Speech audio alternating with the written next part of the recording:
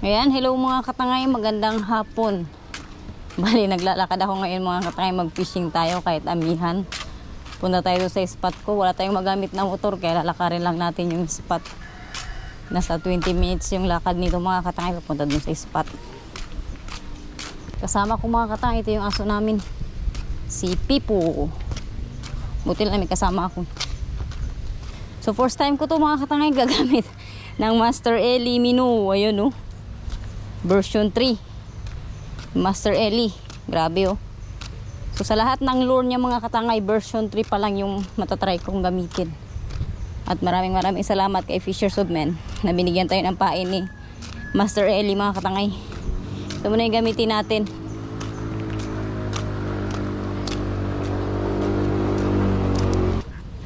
Mapagod lang mga katangay maglakad papunta sa spot. Lalo na ganito kay init. Daming bunga na ng kasoy dito. Sarap po yung ulam mga katangay. Bunga ng kasoy. Ay, pakyat pa lang tayo, napapagod na ako.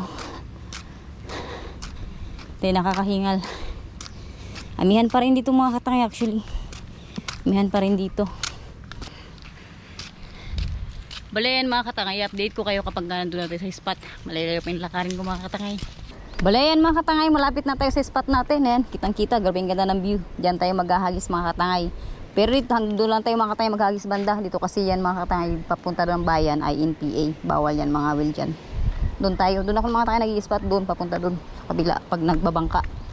So diyan tayo maghahagis-hagis. So, nakikita nyo mga katangay, amihan pa rin dito. Pero sana may mahuli tayo mga kanuping na malalaki. Sana nagpababaw. Bugbog na rin yung spot na yan mga katangay dahil nga maraming namamana dito ng mga residente. Pero try natin, sana tayo ay mayroong mahuli. Balayan mga katangay, nandito na tayo sa spot. At iiwan ko lang dito mga katangay yung bag ko para hindi tayo mahirapan mamaya kasi pagod din ako mga katangay sa mga gawaing bahay namin. Kasi naiiwan sa bahay. So tayo nito kasi mainit pa mga katangay. Ano na to, mag alas 4 ng hapon pero mataas pa rin yung init. Ramdam na talaga yung summer dito. Sana meron tayong mahuli. Dahil wala na naman kaming masasabaw-sabawan mamayang gabi. Yan, suot natin ito mga katangay. Shoutout nga pala kay Master Fish on Adventure. Sa kanya ito mga katangay nang galing. Nung pumunta kami mga katangay ng Sabang. Nung pumunta kami last year kay Master Ellie. Binigay niya to sa akin mga katangay kasi wala akong ganito eh. Yan, shoutout kay Master Fish on Adventure. Follow niyo siya mga katangay, meron siyang page at meron din siyang YouTube channel. Yan mga katangay, yung YouTube niya puro mag-GTing, malalaki yung nahuli niya. Puro sila GT hunting, kasama yan si Master Ellie. Lagay ko lang dito mga katangay yung bag ko. Fishing na tayo. Ayan yung spot natin. Sana meron tayo mahuli. Abang-abang mga katangay. Excited na rin ako kasi makakahagis tayo ulit. Bali, tara na agad mga katangay. Ito yung fishing net. Sa nagtatanong pala kung saan ako nakabili. Binigay lang to mga katangay ni Master Pudidi. Ni Master Prince Pudidi. Yan. Sa kanya to galing mga katangay. Nung pumunta ako dati sa Puerto Princesa. Binigay niya to sa akin. Gagamitin ko pala mga katangay na setup ay Shadrack pa rin po. Yung reel ko, yung nakarandi na ginagamit ko yung galing sa TikTok. Ayos pa naman siya mga katangay. Hindi pa naman dumitigas. Kahit mura lang siya. Lure natin na gagamitin. Ito yung lure ni Master Ellie. Sa wakas, masusubukan ko na rin. First time kong gagamit ng lure ni Master Ellie. Tara na. Yung aso ko, iwan ko lang dyan. Nag-aantay. Buti nga may kasama ko ngayon mga katangay. Kita paano, sinamahan ako ng aso namin. Tigas na. Sana meron tayong mahuli. At sana hindi magloko yung camera natin. Lalo na ngayon mga katangay, nasa tayo ng hangin. Pag ano yung hangin, panigurado baka magloko na naman tayo yung camera natin. Pero sana wag. Sana talaga wag magloko. Wag nang magloloko. Try natin maghagis dito. Nang hagis natin mga katangay. Limang araw na rin tayo hindi nakakapag-fishing. Dahil sa sama ng panahon dito mga katangay, grabe talaga yung amihan dito.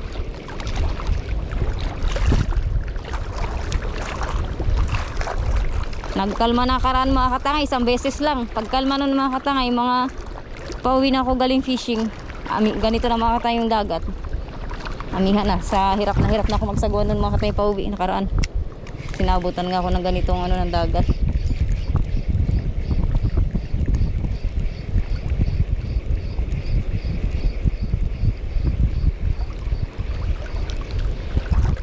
Banatan lang natin hagis. Hagis lang ng hagis. May kakagat din yan mga katangay.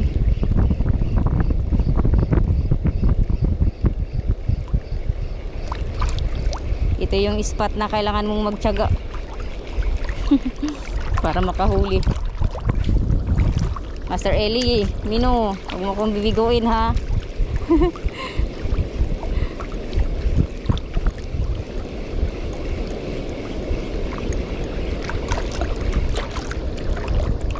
Yung lure ko pala mga katangay, Island Girl Mino, meron nang tatak na Island Girl yun mga katangay. Available na yun mga katangay. Sa Shopee, available na rin po yung ating Island Girl Mino. Nakaraan, naubusan tayo ng stock. Ngayon mga katangay, available na rin yung Island Girl Mino natin. Pero hindi pa ko gumamit. Tinatry ko pa tong gamitin yung lure ni Master Eli kasi ano eh, first time kong gagamit ng lure ng ano natin. Ting idol na angler. Langsa ng kamay nun mga katangay, malansa kamay nun.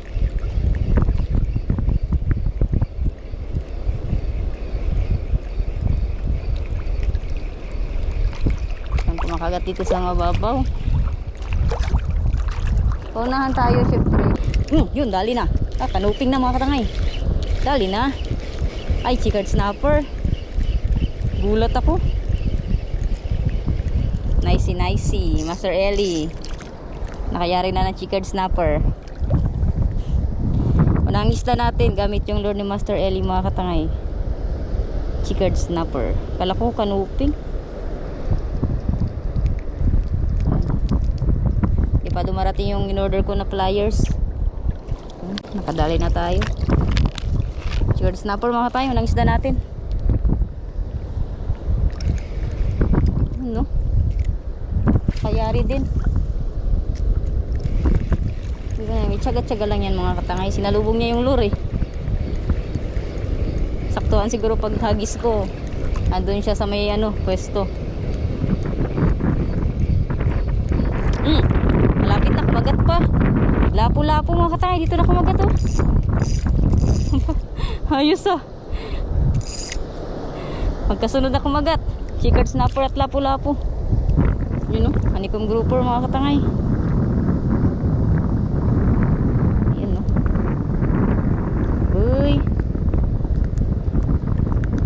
Mukhang talagang malupit pala yung lure na to.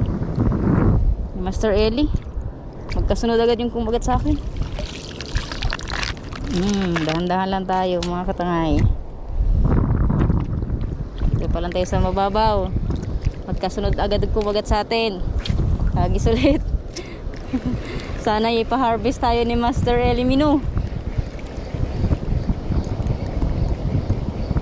Gulat ako, malapit lang kumagat mga katangay dito. Harap ko na mismo.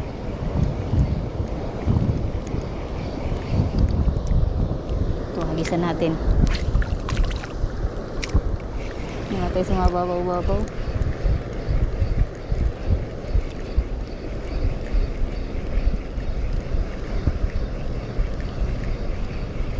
Actually mga katangay, kagandahan talaga pang-isda. Ganito yung panahon. Yung medyo mahangin-hangin. Kaso nga lang, dito lang simple mga katay sa mga looban. Pero sa labas mga katay malakas talaga kaya hindi nakakadayo ng ibang spot. Minsan sila kaya tandol dahil hindi kaya. Dali. Aroy, sayang. Uy, dali pala mga katangay. Huli. Ito siya oh. Ayun eh. Huli pala mga katangay. Kala ko nakawala. Honeycomb grouper ulit. Kala ko nakawala mga katangay. Huli pala. Ayos. Keep ka. Dito lang. Ngayon ay luluto kita sinigang. Sarap yan sa bawan mga katangay, lalo na sariwa pa. Hagis ulit.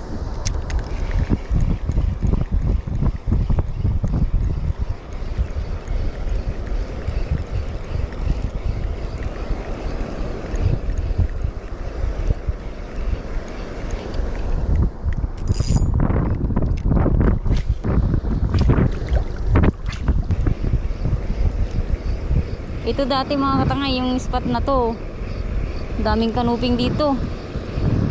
Lalo na yung mga ano, kanuping na one spot in terror. Dami yan dito. Tsaka honeycomb grouper.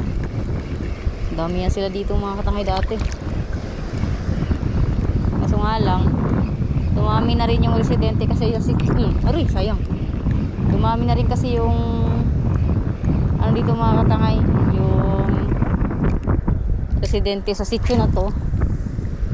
Kaya napadami rin yung namamana. Pero binabawal dito mga katangay sa spot natin yung maglambat.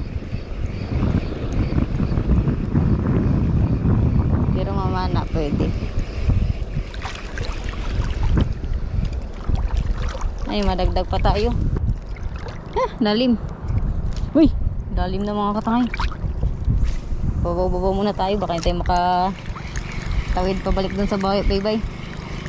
May mga area lang kasi ito mga tayo na mababaw. Mayroon din mga area na malalim.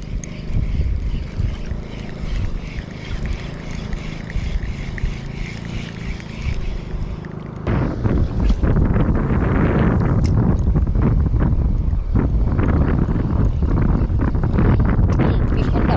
Dali rin mga tayo. Sigaras yata to. Pasud-sud yung ano hila. Stripe snapper mga katangay. Ano?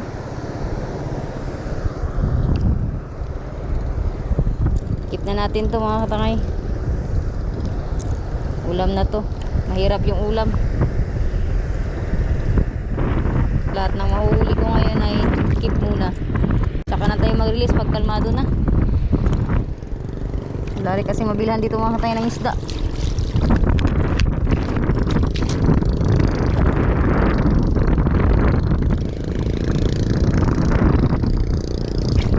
Natin. May kasama pa siya dyan na malaki-laki.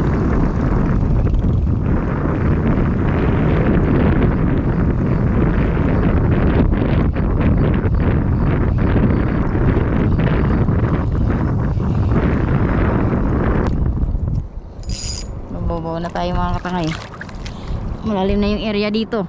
Hanggang liig ko na halos. Ay, natin kaya yung lumangoy pabalik. Mahirap na. Lalim.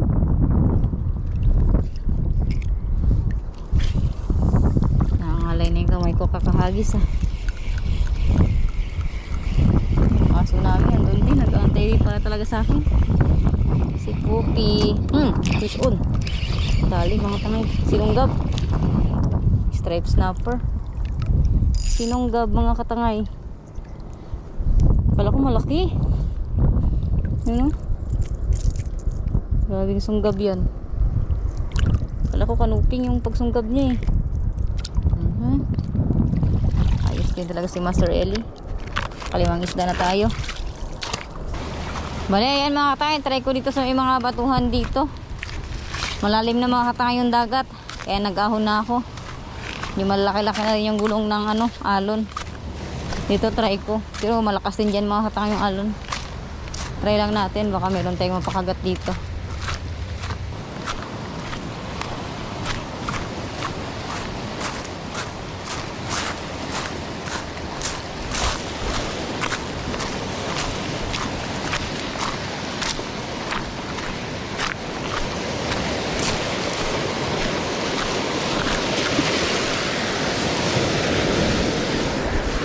Yan. Baka may snapper dyan mga katangay na sakto lang din yung size. Paligaw-ligaw, malay mo mapakagat natin. Dali. Aroy, sayang. Yun, dali. Mga tangay. Sabi ko na Barakuda. Sabi ko mga katangay meron tayong mapakagat na ligaw-ligaw dyan na isda Ano mag-unhook? Good size na barakuda, laki. Hihihi. Nice one. Dali.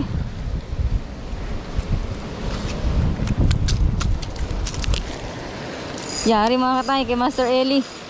Buti na lang naghagis ako dyan. Sabi ko na Hmm.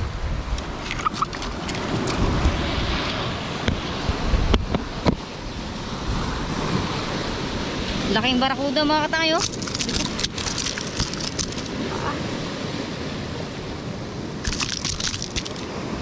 Dali pa yung hook oh. Sumabit pa sa pants ko yung hook mga katangay. Lukulukong barakuda to.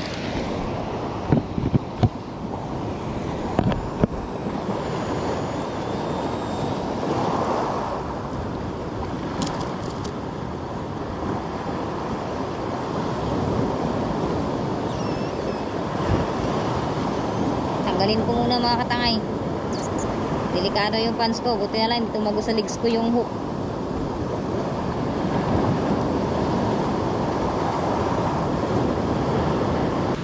Lukulukong barakuda to mga katangay. Tingnan mo. Dinali yung ano ko. Legs.